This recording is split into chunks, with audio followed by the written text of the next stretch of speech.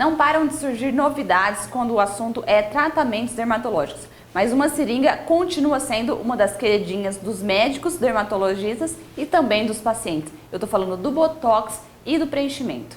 Ao meu lado, a dermatologista, a doutora Camila Dantas, e hoje nós vamos bater um papo e vamos falar sobre toxina botulínica, o Botox e preenchimento. Doutora, fala um pouquinho pra gente primeiro, o que é o Botox, tão conhecido, tão falado por todos os pacientes e pelos dermatologistas também? Olá, bom dia a todos. Então, o Botox, na verdade, ele é um nome comercial. O produto é a toxina botulínica, que ela age no músculo com efeito de paralisação muscular. Então, aquelas ruguinhas que a gente tem por expressão facial, pela mímica, é aí onde vai atuar o produto. Então, é o famoso para descansar o olhar, embelezar e dar uma aparência mais jovem. E quais são as áreas do rosto que ele é aplicado? Então, a gente pode aplicar aqui no rosto, né? Então, você pode aplicar em testa, aqui nas ruguinhas ao redor dos olhos, que são os famosos pés de galinha. A gente pode aplicar também no sorriso, com um efeito terapêutico no sorriso gengival, para reduzir aquela gengiva quando a gente sorri. A gente pode aplicar uns pontinhos também aqui na parte inferior do rosto, para alongar essa região e você ter um pescoço um pouco mais demonstrado também.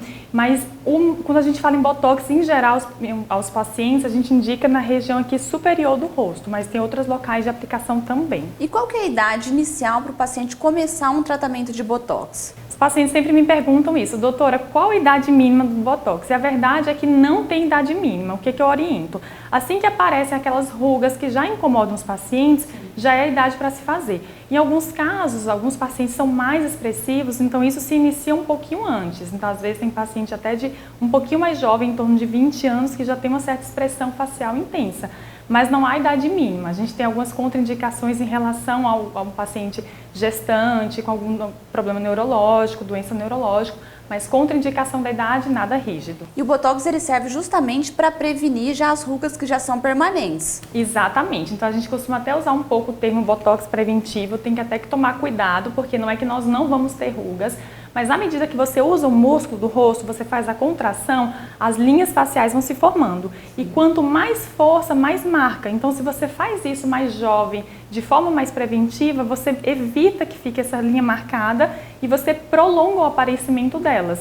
Então, a toxina ela tem um efeito também miomodulador. Então, você trabalha a força do músculo e ele vai ficando um pouco mais enfraquecido também. E quanto tempo dura o Botox? O Botox ele tem duração de 6 meses, porém, em alguns casos, a gente consegue prolongar um pouquinho mais isso. Então, o paciente que ele consegue trabalhar a expressão dele, não forçando tanto a musculatura, como é o caso da academia, por isso que falam que nos exercícios a gente tende a gastar mais rápido, porque a gente usa mais o grupo muscular para agir na mímica, mas a média dessa, porém, o produto começa já a ser degradado a partir dos 3, 4 meses. Já começa a perder. Já começa a perder, exatamente. Então não é que ele vai de uma hora para outra ficar sem o produto, gradualmente isso vai sendo perdido e as linhas de expressão vão voltando. E tem alguma contraindicação para ser feito o Botox?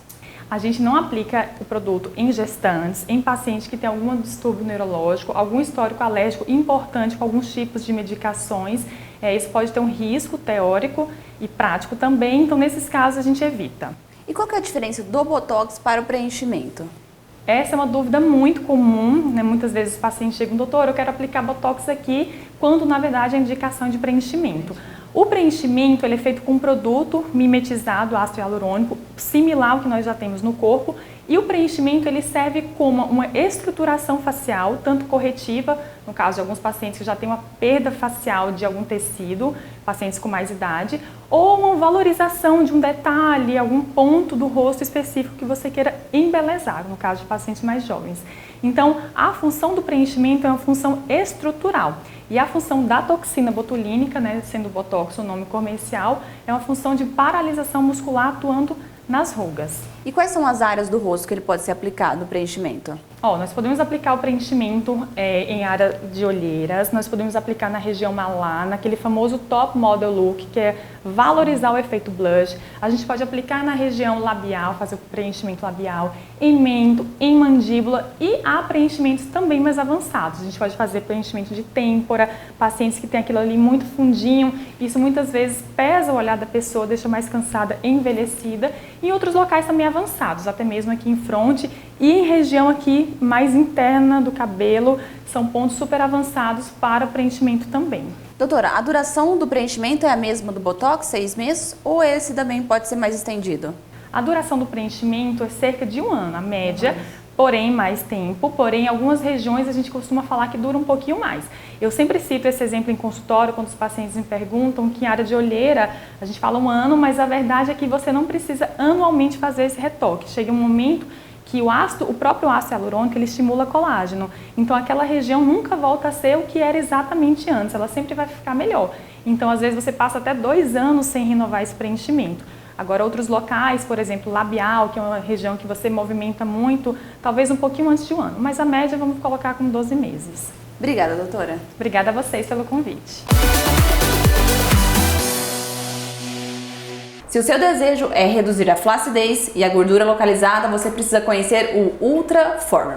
Aqui na Clínica Ateliê da Imagem já chegou e quem vai falar melhor pra gente é a dermatologista, a doutora Alessandra Cesário. Doutora, o que é o Ultra Former? Bom, o Ultra Former é um equipamento aí de última geração e a primeira palavra em termos de flacidez, tanto facial quanto corporal. Então, como que o Ultra Former ele age? Ele atinge diversas camadas da pele e pode chegar até músculo. Então, por isso a importância do Ultraformer em termos da flacidez. O equipamento, além do lifting facial que ele promove, ele também faz uma ancoragem muscular. Então, ele causa uma retração na pele muito importante e estimula muito a síntese de colágeno. E para quem que ele é indicado, doutora? Ele é indicado para pacientes com a pele flácida em geral, tanto facial quanto corporal. Então, papadinha, melhorar o contorno mandibular, definir melhor o sulco, né? Para dar um efeito lifting facial. Não aqueles casos de flacidez excessiva, que precise de uma cirurgia plástica, mas uma flacidez leve até moderada, nós conseguimos ótimos resultados com o uso do Ultraformer. É um tratamento não cirúrgico que consegue ter essa qualidade para o paciente. Exatamente. É um lifting facial e corporal não cirúrgico. E quantas sessões que o paciente já consegue ver uma melhora já na pele dele, tanto do rosto como do corpo? Então, depende assim do grau de flacidez que o paciente apresenta. Por exemplo, uma flacidez leve moderada, já na primeira sessão ele consegue ver resultado. Agora, se a flacidez começa a ser um pouco mais intensa, ele precisa ir de uma segunda sessão e até uma associação com os bioestimuladores para fazer um banco de colágeno ainda maior. E quais seriam os maiores benefícios que esse tratamento ele chegou e que é mais revolucionador que os outros que tinham antigamente, doutora? Ele pega rugas finas, né, um rejuvenescimento global da face, um lifting facial não cirúrgico.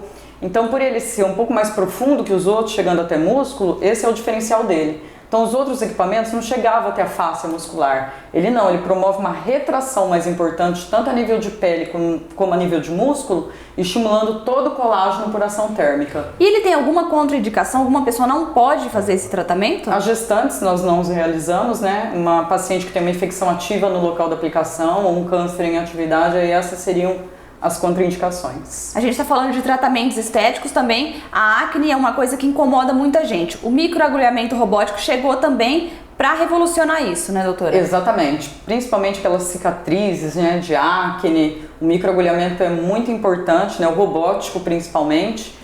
E a ação diferencial dele é que através de uma tecnologia muito avançada ele chega até nível dérmico, estimulando também por ação térmica toda a síntese de colágeno. E quantas sessões também ele é necessário? A gente sabe que na adolescência acontece muitos casos de acne, são acnes profundas, mas quantas sessões são necessárias depois na fase adulta para eliminar totalmente da pele? Geralmente nós indicamos aí do microagulhamento robótico em torno de 3 sessões com intervalo mensal, para que melhore muito a aparência aí das cicatrizes. E quais são os cuidados que essa pessoa tem que ter depois de ela ter feito a primeira sessão? Evitar sol, hidratar, passar filtro solar, isso é imprescindível nos tratamentos dermatológicos. E a pele ela fica mais seca? Como que fica esse aspecto da pele, doutora? Ele fica um ligeiro avermelhado, né? Tem um certo edema também, que é o inchaço. Então, vermelhidão, inchaço, principalmente aí nos 2 primeiros dias, mas ele é muito mais tranquilo do que o pós-laser de CO2, por exemplo, comparavelmente. E as pessoas sempre se perguntam, depois que eu fiz esse tipo de tratamento, posso voltar a ter acne novamente ou não? Sim, sim. Se tiver uma tendência hormonal genética de ter as espinhas ativas, onde você tratou aquela pele com poro, com cicatriz, você pode voltar a ter espinha e depois ter que tratá-la de novo, infelizmente. Obrigada, doutora. Imagina!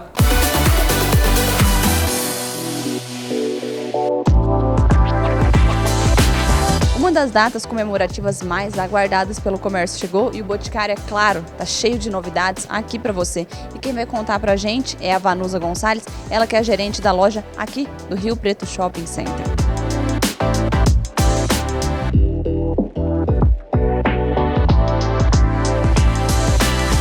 Gente, a loja está todinha preparada para receber vocês. Estamos tomando todos os cuidados.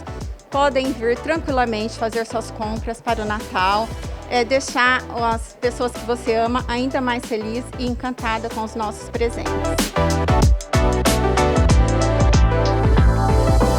Estamos com um lançamento na linha Intense em parceria com a Manu Gavassi. Maquiagens super coloridas, de alta fixação, super alegre, despojada para o final do ano, para estarmos ainda mais lindas.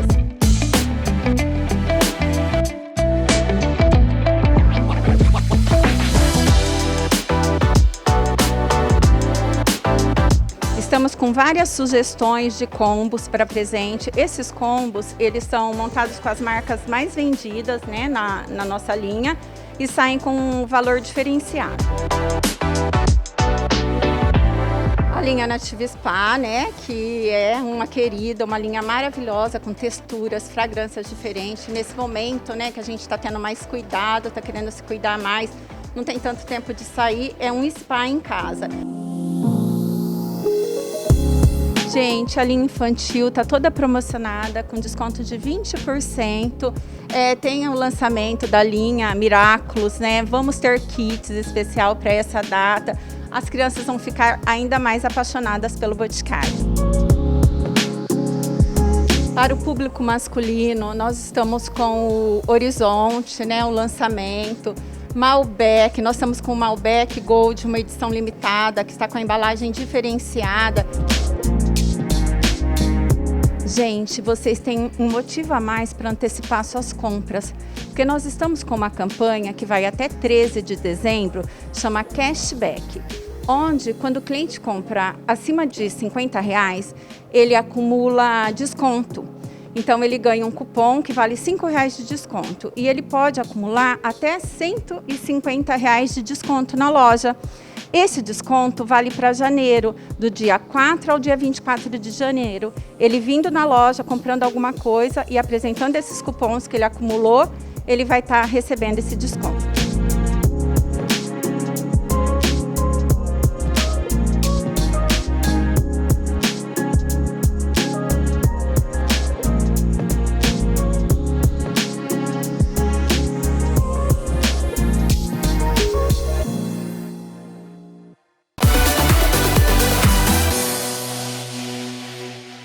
O implante dentário é um dos grandes avanços da odontologia, pois permite a reposição de um ou mais dentes perdidos, trazendo mais qualidade de vida, é claro, para o paciente. Ao meu lado, a cirurgia dentista, a doutora Karina Rodrigues Orman. Doutora, fala um pouquinho pra gente o que é o implante. O implante, na verdade, é uma peça à base praticamente de titânio. A maioria das peças hoje é de titânio.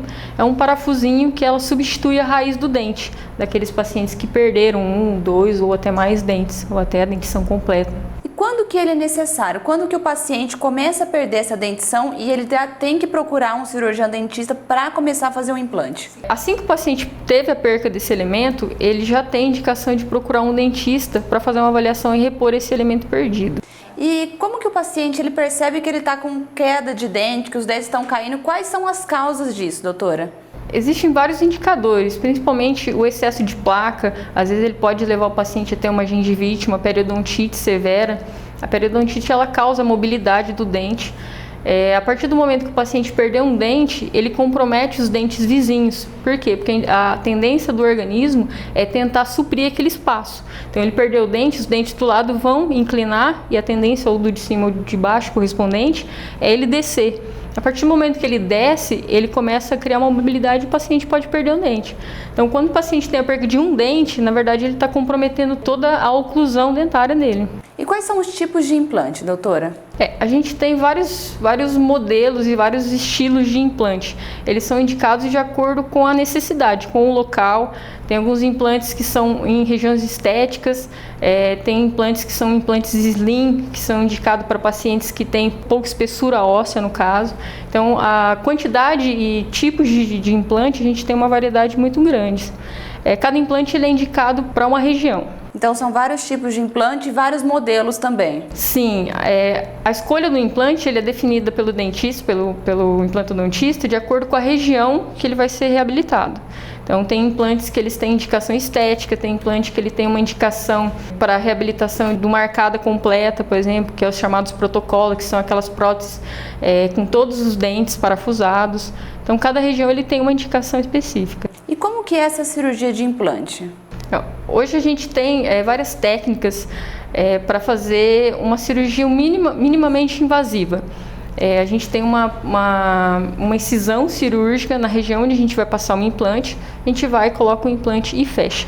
Os tipos de implante, eles vão me dar a possibilidade de fazer uma reabilitação imediata ou uma reabilitação tardia. Então, a partir do momento que eu fiz a cirurgia, eu posso, até em 24 horas, colocar um dente já no paciente, ou em alguns casos, ser uma reabilitação tardia. A tardia, ela depende muito de qualidade do osso, quantidade, se o paciente tem a necessidade de fazer, às vezes, um enxerto ou não.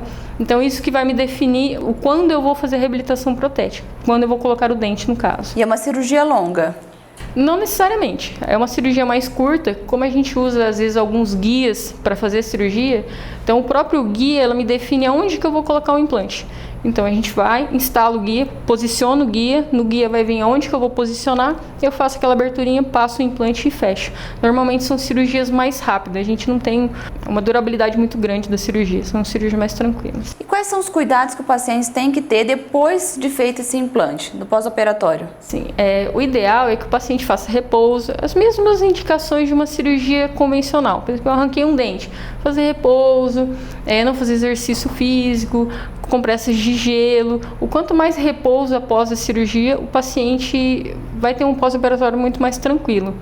Hoje em dia a gente tem muitas medicações, muitos cuidados no pré-operatório para que ele tenha um pós-operatório muito mais, um repouso muito mais tranquilo. Em relação aos cuidados, a higienização do local da cirurgia é uma higienização que a gente normalmente explica. Olha, você tem uma escovinha específica, uma escovinha mais suave. Na hora de higienizar a prótese, a gente tem vários tipos de artifícios, escova específica, passa-fio, jatinho de água para facilitar também a higienização das próteses. Como que é esse cuidado ao longo da vida do paciente depois de feito esse implante? Tem algum cuidado específico? Tem. O ideal é que o paciente faça um acompanhamento semestral, tá? Em caso de próteses unitárias, ele vai fazer uma higienização como se fosse dente. Tá? Vai fazer a raspagem no dente de 6 em 6 meses, habitualmente normal. Tá? Em casos de protocolo, que são aqueles implantes onde tem todos os elementos que ele é parafusado, aí o ideal é ir ao dentista, a gente desmonta a peça, tira, limpa e repõe.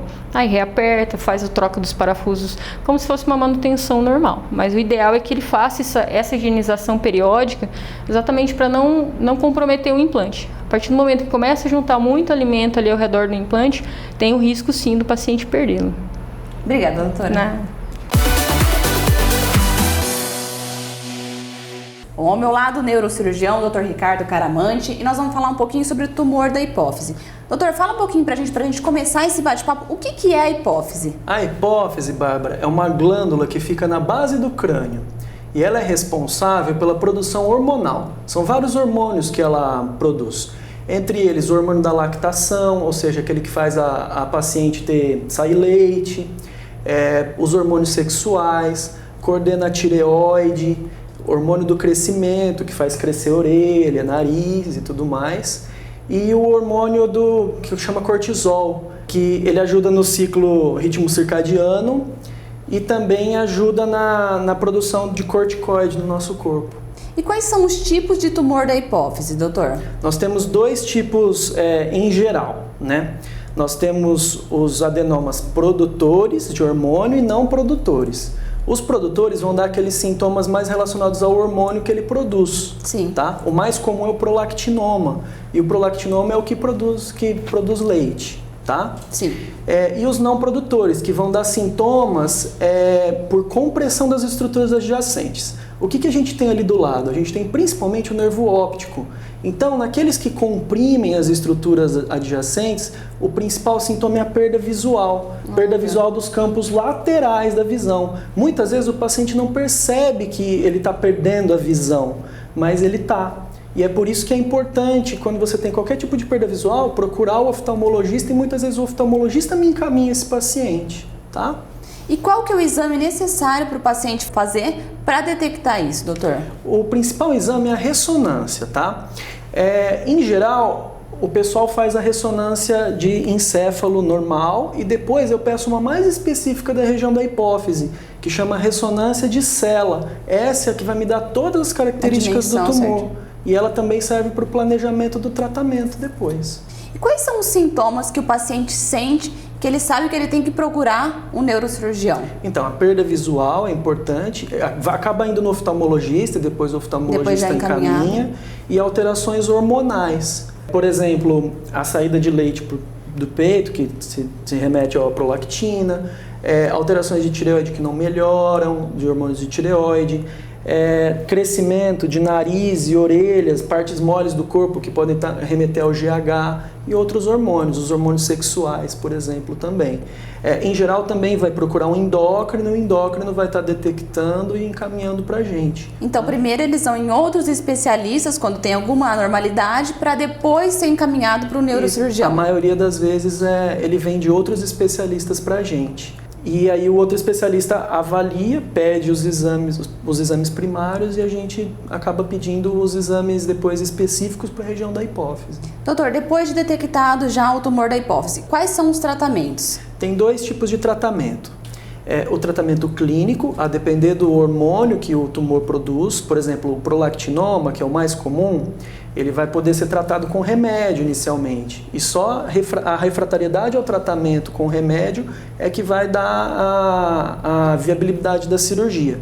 Existem outros tumores que produzem outros hormônios, por exemplo, produtores de GH, produtores de cortisol, que eles têm uma indicação cirúrgica um pouco mais agressiva. E aqueles que não produzem hormônio, se eles estão comprimindo estruturas adjacentes, aí a indicação é cirúrgica mesmo. E como que é essa cirurgia, doutor? Então, a gente tem dois tipos de cirurgia. Atualmente, a mais utilizada é a via endoscópica, aquela cirurgia que a gente opera pelo nariz e que não deixa cicatriz no paciente. Menos invasiva. Menos invasiva. Essa cirurgia é a que a gente está desenvolvendo ao longo dos últimos anos.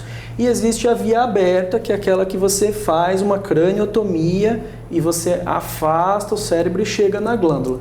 Esse é para indicações mais específicas, para tumores muito grandes, tumores que crescem muito para a parte superior do encéfalo e tudo mais. Mas hoje a mais utilizada, praticamente 90%, 95% das cirurgias são endoscópicas, pelo nariz. E para o paciente também é uma grande valia isso? Sim, para o paciente é excelente, porque tem uma recuperação mais rápida, não tem um defeito estético e ele não tem grandes sangramentos e tudo mais. E o pós-operatório para o paciente também é bem melhor, né, doutor? No pós-operatório é muito melhor. Ele pode ir para casa um pouco mais cedo, vai corrigir as alterações hormonais, o endocrinologista, né, a equipe multidisciplinar vai acompanhar junto com o neurocirurgião, mas é bem mais cômodo para ele. Sim. E o mais importante é que é minimamente invasivo esse tipo de cirurgia.